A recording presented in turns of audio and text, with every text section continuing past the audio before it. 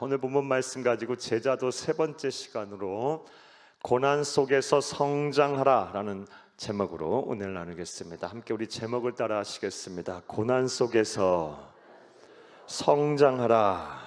한 번 더 따라 하시겠습니다. 고난 속에서 성장하라. 네, 고맙습니다. 감사합니다.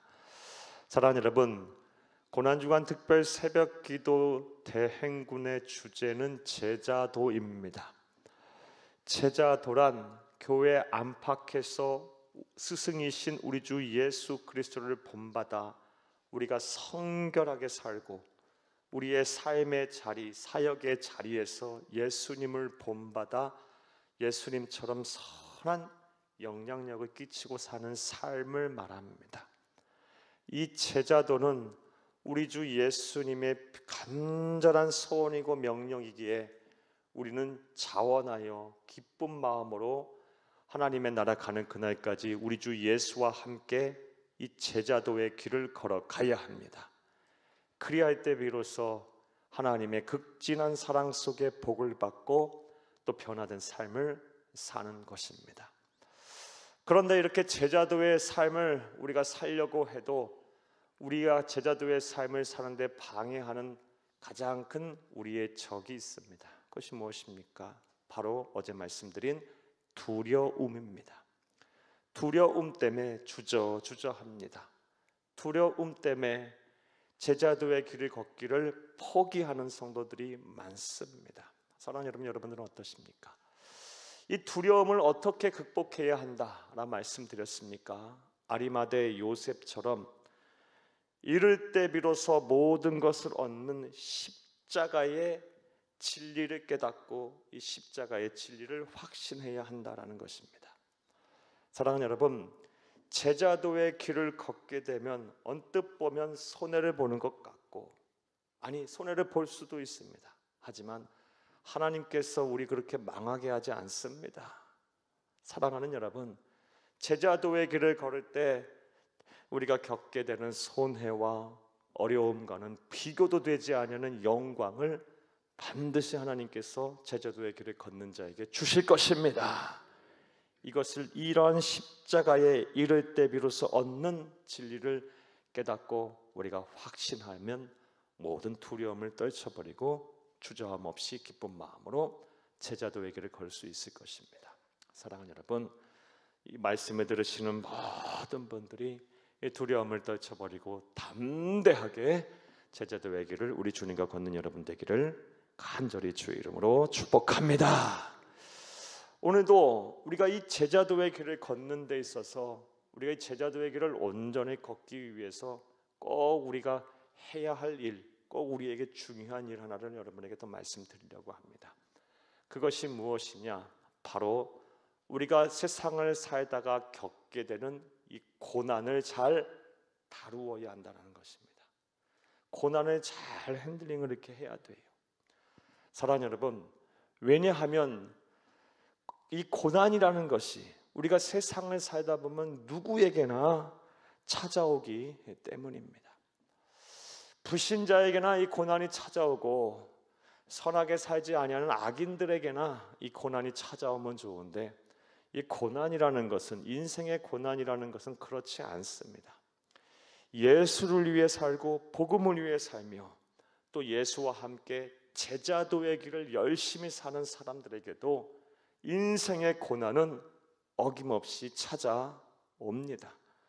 그러하기에 우리가 이 제자도의 길을 기쁜 마음으로 주저함 없이 예수와 함께 잘 온전히 걸어가려면 우리에게 찾아오는 이 고난을 잘 다룰 수가 있어야 합니다.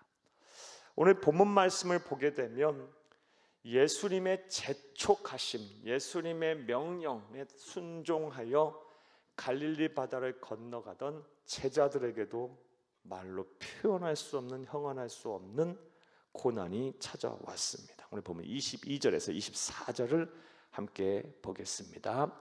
예수께서 즉시 제자들을 재촉하사 자기가 무리를 보내는 동안에 배를 타고 앞서 건너편으로 가게 하시고 무리를 보내신 후에 기도하러 따로 산에 올라가시니라. 저물매 거기 혼자 계시더니 배가 이미 육지에서 수리나 떠나서 바람이 거스름으로 물결로 말미암아 고난을 당하더라. 아멘. 이 말씀의 배경이 되는 말씀은 오병이어 사건입니다.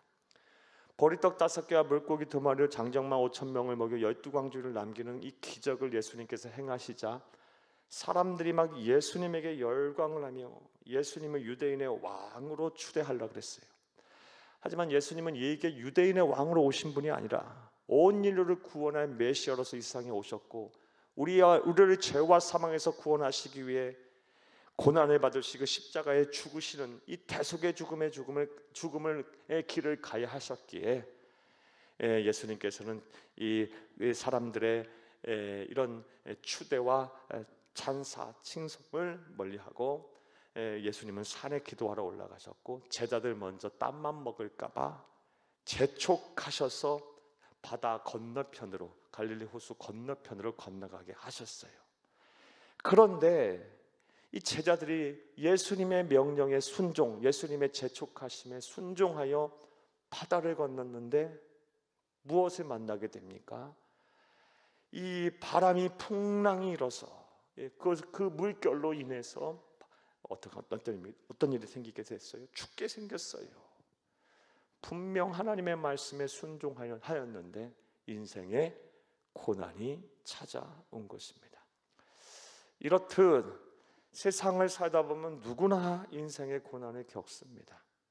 다시 말씀드리지만 제자도의 길을 걷는 우리에게도 열심히 누구보다도 더 성실하고 정직하게 온전히 제자도의 길을 걸으려고 하는 우리에게도 어김없이 고난은 찾아옵니다. 그러하기에 이 고난을 잘 다룰 수가 있어야 이 제자도의 길을 우리 주 예수님과 함께 기쁨으로 자원으로 또 하나님께 영광을 돌리며 이 길을 걸어갈 수가 있는 것입니다. 그런 의미에서 여러분에게 한번 여쭤보겠습니다. 지금 여러분이 겪고 있는 인생의 고난은 무엇입니까?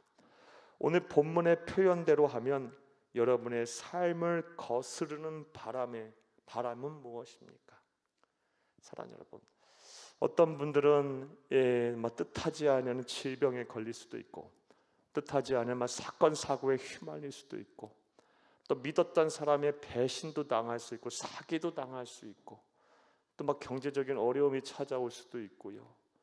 또 그렇게 바라고 원했던 일들이 그냥 잘 될 것만 같았는데 한순간에 잘 안 될 수도 있고 또 자녀들의 문제, 또 후손들의 문제일 수도 있고 한두 가지겠습니까? 사람과의 관계 한두 가지겠습니까?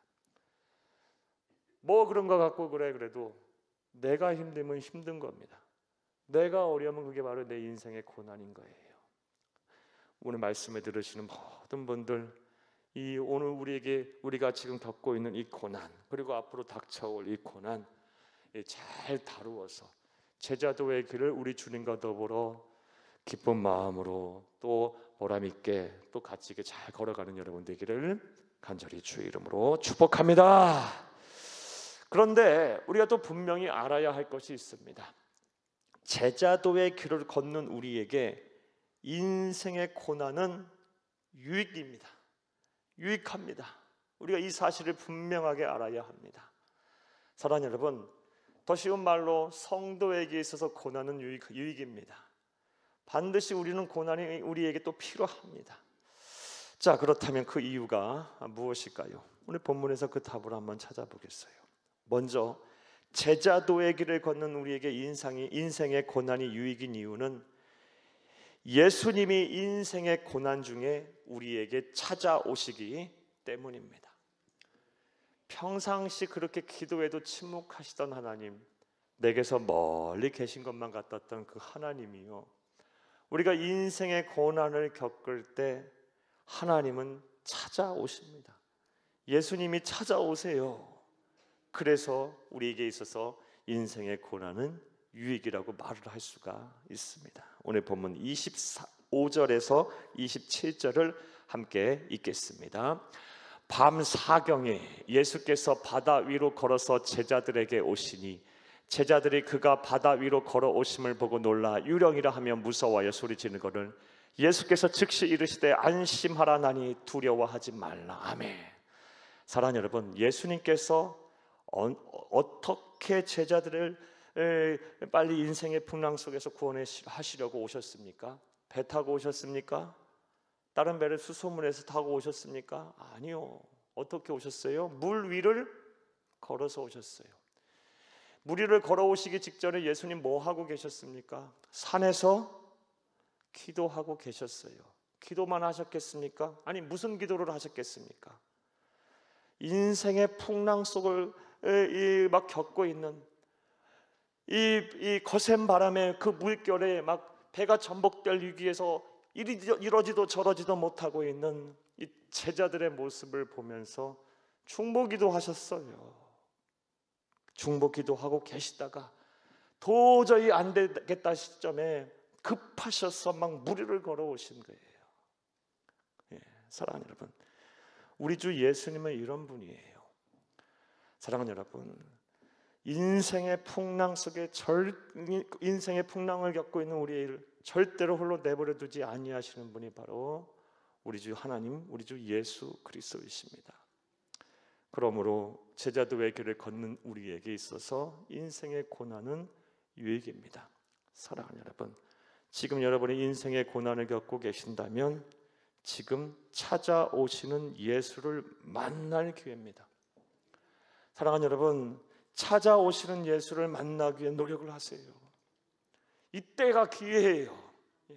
내게서 멀리 계신 것만 같았던 그 예수를 이제 만날 수 있는 기회예요. 더 간절히 사모하는 마음으로 하나님이여 나를 찾아와 주시고 나를 만나 주시고 내 삶에 내 힘든 이 순간에 분명한 십자가의 흔적을 남겨주옵소서. 분명한 기적을 남겨주시고 구체적으로 역사하셔서 나의 삶을 통해 하나님의 살아계신 것, 하나님의 영광을 증거케 하옵소서. 간증하게 하옵소서. 의심하지 않을 만한 분명한 흔적을 내게 남기시옵소서 라고 여러분 간절히 기도하고 사모하세요. 만나지 못했던 하나님을 만나게 될 거예요. 자, 그런데 오늘 본문 말씀을 보게 되면 또 우리가 찾아오시는 예수님과 관련해서 놓쳐서는 안 되는 중요한 사실이 하나 더 있습니다. 예수님께서 몇 시경에 찾아오셨다고 성경은 기록하고 있습니까? 25절 말씀에 보면 밤 4경에 찾아오셨다요. 새벽 3시경이요. 사랑하는 여러분, 밤이 깊고 아주 깊은 밤이에요. 제자들은 밤중에 이 밤이 깊었을 때 배를 타고 바다를 건넌 것이 아니에요. 날이 저물 때 그때 배를 타고 건넜어요. 그러니까 몇 시간의 사투를 벌인 거예요. 그리고 인생의 고난의 이 절정에 이르는 그 순간에 하나님이 나타나신 거예요. 사랑하는 여러분, 하나님은요 이렇게 하나님이 정하신 시간이 있어요. 대체로 도저히 우리의 손과 발로는 도저히 어떻게 할 수 없는 그 순간에 이르렀을 때는 하나님이 일하시는 시간이에요. 그런데 대체로 많은 성도님들이 그 하나님이 일하시는 시간까지를 못 기다려요. 못 참아내요. 그래서 주저앉아 버려요. 제자도의 길을 걷는 것을 포기하고 말아요. 예수님은 날이 저물 때 제자들 그때도 힘들었어요. 그때 찾아오시지 않으셨어요. 무리를 걷지 않으셨어요. 걸어오시지 않으셨어요. 12시경도 아니에요. 밤 늦은 밤 새벽녘에 이제 제자들이 도저히 어쩔 수 없다라는 그 순간에 무리를 걸어오셔서 내니 두려워하지 말라며 풍랑을 잠잠케 하셨어요. 하나님의 때까지가 우리는 기다릴 수 있어야 돼요. 하나님의 시간은 반드시 옵니다.